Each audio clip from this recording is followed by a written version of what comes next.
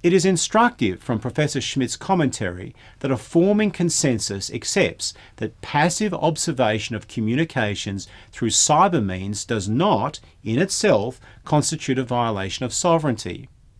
This was a point that I made back in week 3 about international surveillance activity.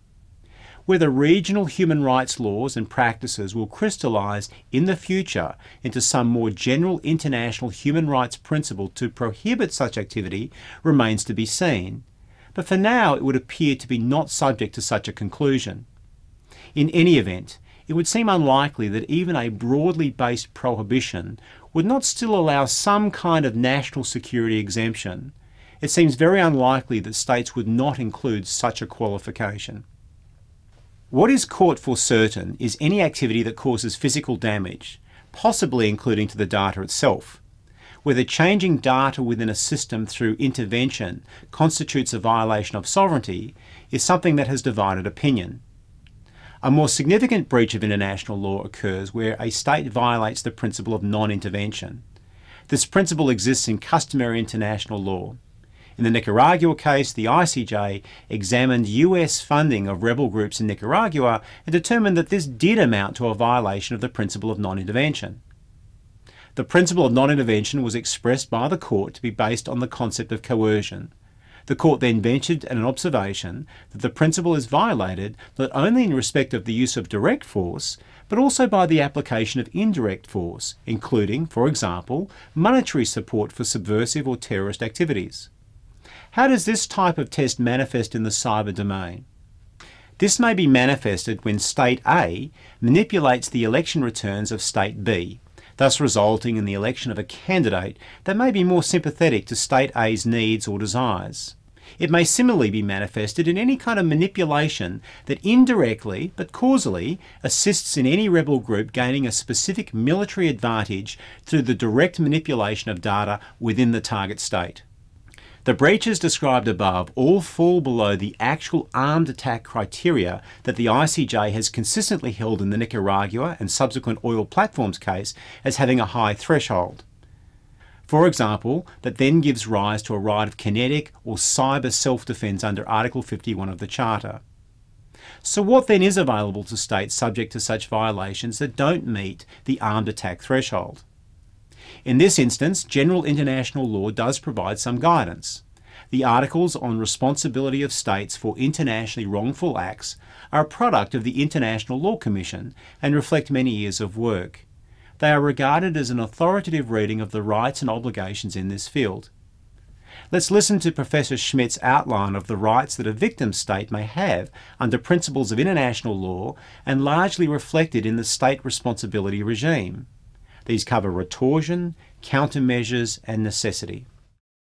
So if we're talking about the remedy of states below the threshold, again, I want to emphasize this is something which, in the case of remedies, does not rise to the level of an armed attack under Article 51 of the UN Charter, because that's the point at which you may use force in self-defense.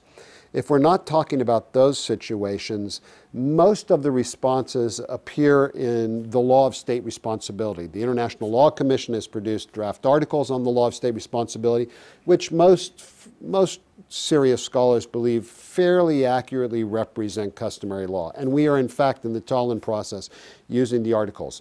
So there are actually 3 remedies that are critical. At the lowest level, a state may always engage in what's called retorsion. Retorsion is an unfriendly but lawful response. So, for example, if your state, State A, conducts a cyber operation against my state, State B, I could choose to shut off, absent any applicable treaty regime, shut off your access to servers in my country. They're in my country. I have sovereignty over those servers, territorial sovereignty over those servers. Unless there's a treaty regime to the contrary, I have the authority to say State A can't come into my state, State B. That would be an act of retorsion. It's not friendly, it's unfriendly, but it's lawful. And that would be designed to induce you back into compliance with international law. Now, if your act is an internationally wrongful act, it's a legal term, it means if you violated international law, in particular an obligation you owe me, your state owes my state, then I might engage in what are called countermeasures. Now, a countermeasure is a step up from a torsion. What a countermeasure is an act that would otherwise be unlawful, but for your initial act. So you, state A, intrude into my system violating my sovereignty. I may do things in cyberspace or not in cyberspace. I may do things that otherwise would violate my obligations owed to you in order to compel you back into compliance with the law.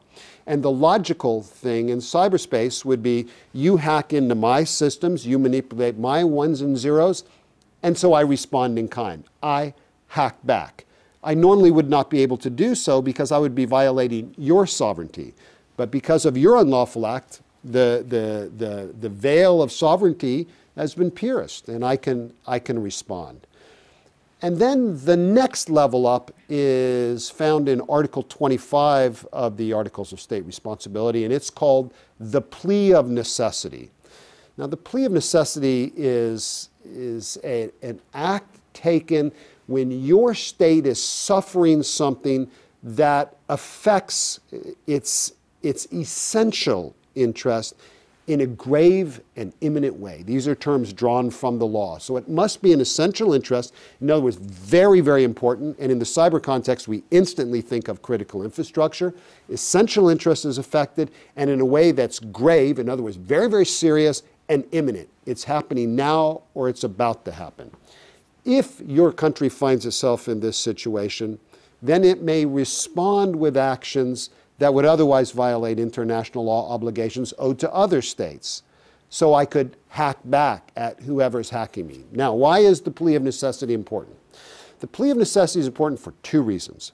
First, there's no requirement that there be a violation of law, of international law, as a condition precedent.